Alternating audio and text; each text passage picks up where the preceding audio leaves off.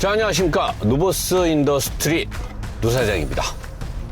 힘들게 차를 가져와서 리뷰를 하고 있죠. 박민성 PD와 가서 차를 가져왔고, 그리고 우리 야쿠자가 야쿠자 찌찌 노브라 찌찌 오일을 넣어줬습니다. 대표님, 이 차는 꼭 노브라 찌찌를 넣고 타야 됩니다. 왜냐? 우리 야쿠자도 미국 차를 타고 있거든요. 포드 머스탱 8기통을 타고 있거든요. 야쿠자가 미국 차들은 노브라 찌찌의 5W30에 밸런스 컨디셔너를 꼭 넣고 타라고 넣었더니 좋다! 뭐 이런 거죠.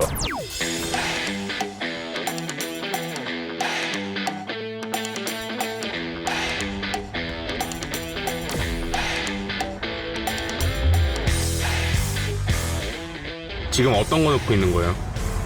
지금 이제 저희 노보스 글라즈에 5W30에 밸런스 컨디셔너를 넣고 있습니다. 왜 더 좋은 거 넣어야 되는 거 아니에요? 이런 이제 고백이랑의 차량들 같은 경우는 저희 노보스 글라즈에 5W30이랑 밸런스가 최고입니다. 진리죠. 어제까지 엔진이 약간 좀 고조걸했다면 오늘은 뭔가 좀 꽉 찬 느낌 들면서, 그리고 또 차주분이 살포시 물어봤어요. 노사장님 오일로 오일을 교환하면 얼마나 나올까요? 를 왜 물어봤을까요? 그리고 또 오일을 교환할 때가 됐더라고요. 이 차가 지금 18,000km를 탔거든요.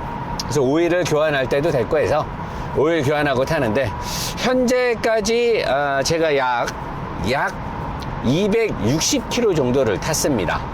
오늘 밤에 거의 한 60-70km 타고요. 그럼 300km 타죠. 내일 또 타면서 리뷰를 할 거기 때문에 뭐 이 정도면 가볍게 뭣도 모르고 리뷰하는 건 아니다. 그리고 타이어 공기압이 안 맞아서 적정 공기압으로 타이어 공기압도 바꿨습니다. 그래서 최고의 컨디션을 내려고 하는데, 뭐 사실 제가 쉐보레라는 브랜드를 좀 좋게 보는 편이라서 좋게 하고 싶은데, 어제 또 하체 구리기에서 개같이 까이는 바람에 뭐 거의 걸레가 됐다라고 해도 우리 쉐보레 트랙스 리뷰가 좀 좋게 나가서 트랙스를 협찬했던 우리 쉐보레 영업하고 있는 우리 내 차는 수동 좋았는데, 노사장이 또 타워를 하체 구리기에서 까서 섭섭해 할 것 같기도 하고, 또 니차도 찬이님도 쉐보레 타고 다니면서 쉐보레 차를 좋아하는데 뭐 유감이다. 근데 사실은 사실이니까. 사실 제가 이거를 하체 구리기에서 깐 건 없는 걸 억지로 깐 게 아니고, 얘가 갖고 있는 이 하체의 하드웨어적인 구성이 엘도라도, 실버라도 뭐 이런 픽업 트럭에 특화되어 있는 구성인데, 원래 이거를 이 대형 SUV로 올 때는 좀 바꿔야 되거든요.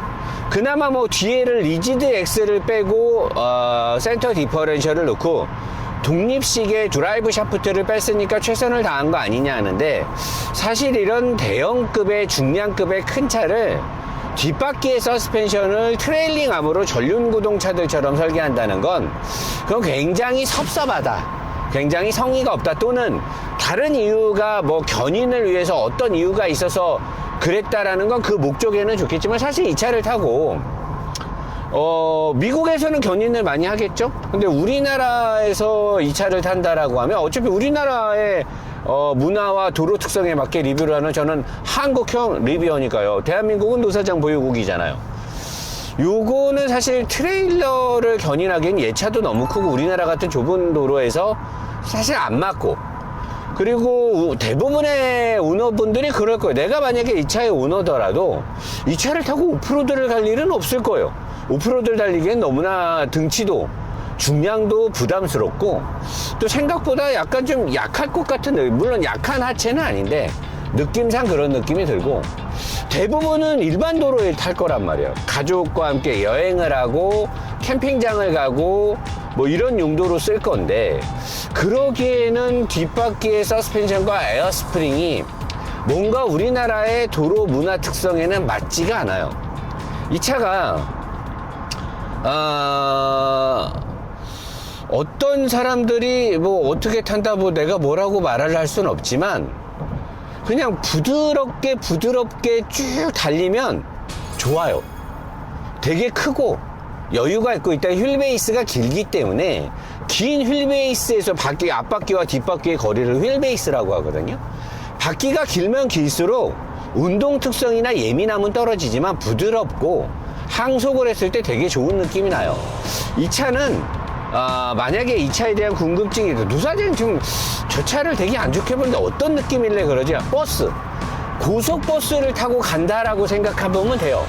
자, 고속버스가 시속 140, 150이 되면 승객들이 과연 편안할까요? 불안하죠. 얘가 지금 쭉 이렇게 가잖아요. 지금 속도 높아요.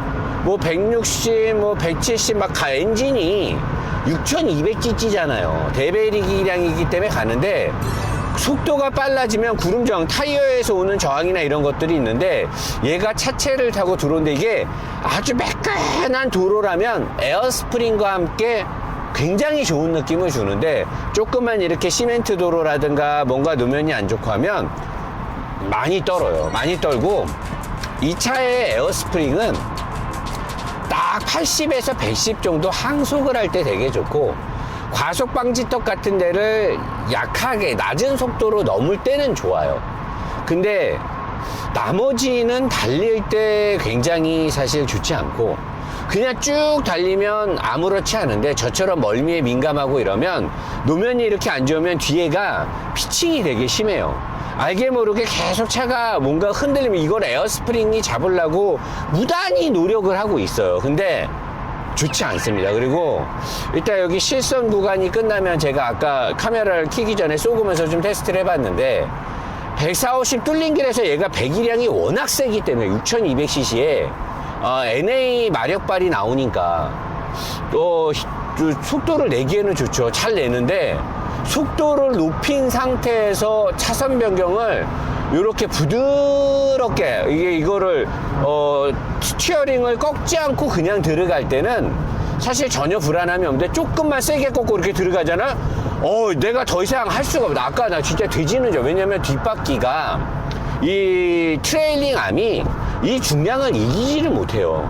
그러니까 뒤에서의 이 불안함과 흔들림이 장난 없고 그 흔들림이 차체를 흔드는데 얘가 이제 메인 프레임이 있고 그 다음에 부식 유도를 놓고 우리가 모하비나 렉스턴 막 이런 것들 프레임 바디의 장점도 있지만 단점이 이 위에 있는 온바디, 바디, 이 몸뚱아리 뼈다구 말고 민성아 이 뼈다구 HB인 뼈다구를 좀 보여줘라. 여기에 위에 이 차체를 얻는데 요거를 얹을 때 부식류를 넣어서 하는데 얘가 포드에 비해서 GM이나 쉐보레가 이 부식류의 기술이 포드만 못한 느낌이 들어요. 그러니까 어떨 때는 강인한 것 같은데 되게 불안해요. 그러니까 심리적인 불안감이 되게 많고 내가 아침에도 좀 고속도로로 거의 제가 편도 70km 가까이를 출퇴근을 하니까 고속도로 왔다 갔다 할 때 보면 좀 피곤해. 그러니까 이게 피곤하다는 게 하체에서도 그런 영향이 있는데 뒷바퀴 서스펜션의 불안함, 피칭 거기다 이 핸들의 위치나 패들의 위치나 의자가 포드 차량에 비해서 약간 인체공학적이지 못한 느낌이 들어요. 제가 포드 레인저 랩터를 꽤 오래 탔죠. 그러니까 머스탱하고 카마로를 비교해봐도 머스탱이 좀 더 온화하고 좀 더 인체공학적인 측면이 강하거든요. 카마로보다. 그러니까 얘가 딱 그런 느낌을 줘요. 그래서 이 차를 타고 와인딩을 갈까 말까 내가 되게 고민했는데 얘는 그러면 안 되는 차고 와인딩을 탈 수도 없고 얘의 장점을 뽑기 위해서는 어떻게 해야 되냐면은 국도 같은 데인데 꼬불꼬불한 길이 없는 포장이 잘 된 데를 쫙 달리면 얘는 리뷰가 좋게 나갈 거예요.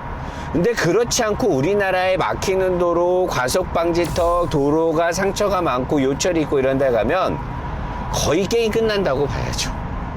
장점 하나 얘기해 볼까요? 자, 고속도로 같은 데서 얘가 저기 포드 GM 대부분 다 얘네 10단 미션 쓰잖아요. 자, 항속을 파이널 기어를 걸었어.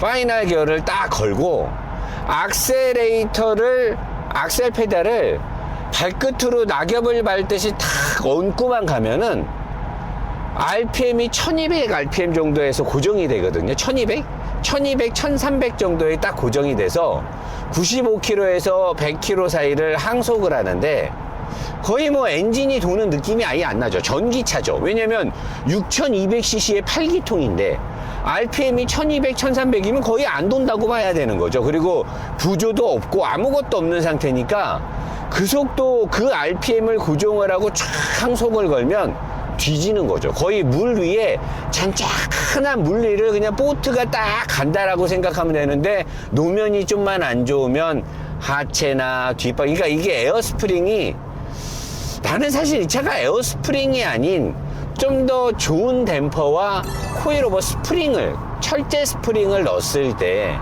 차라리 더 좋지 않을까. 그냥 뭐 시간 없는 분들 뭐 스포하듯이 2부 안 봐도 될 거예요. 그냥 안 사면 됩니다. 이 차는 우리나라 특성에는 잘 맞지 않고요. 10명 중에 5명 이상은 사실 멀미를 느끼지 못합니다.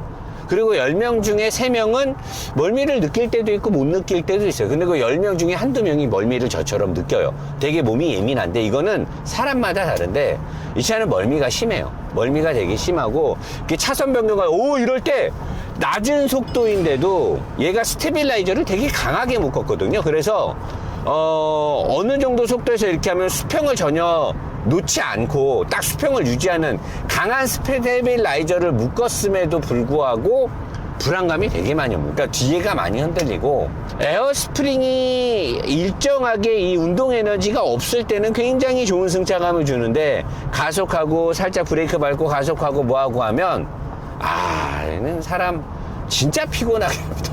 그리고 또 차주분이 여기다 브레이크 튜닝 하셨잖아요.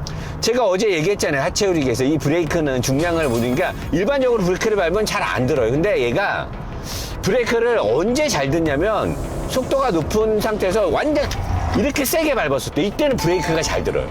그러니까 내가 보니까 순정 브레이크는 이렇게 세게 밟을 때 또 이만큼 안 들 텐데, 이 튜닝 브레이크는 이 차의 중량을 잘 제어하고 초반 응답도 좋으려면 아마 브레이크 액을 밀어주는 텐덤 마스터 실린더, 오페라 실린더라고 하죠. 브레이크 액, 그 리저브 탱크의 브레이크 액을 피스톤이 밀고 나가는데 거기도 용량이 커야 될 것이고, 브레이크 호스도 커야 될 거예요.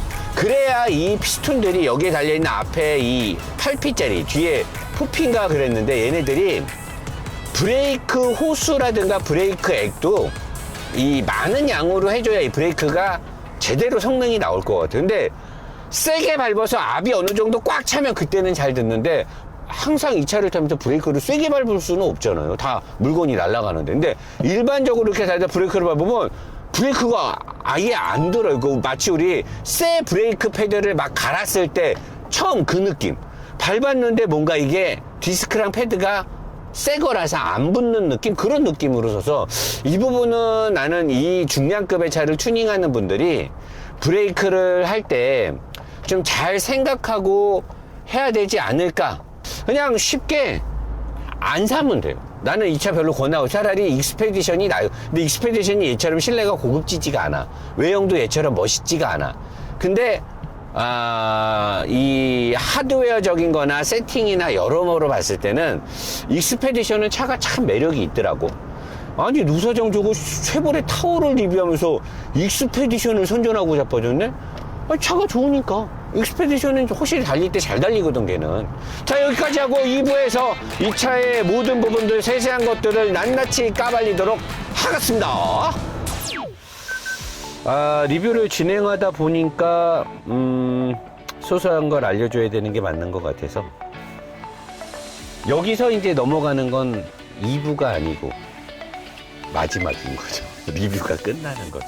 로버스 인더스트리는 풀악셀 하면서 여러분들이 이렇게 소중해준, 여러분들이 이렇게 협찬해준 소중한 차를 잘 관리하고, 이제 세차도 하고 기름도 다 썼거든요.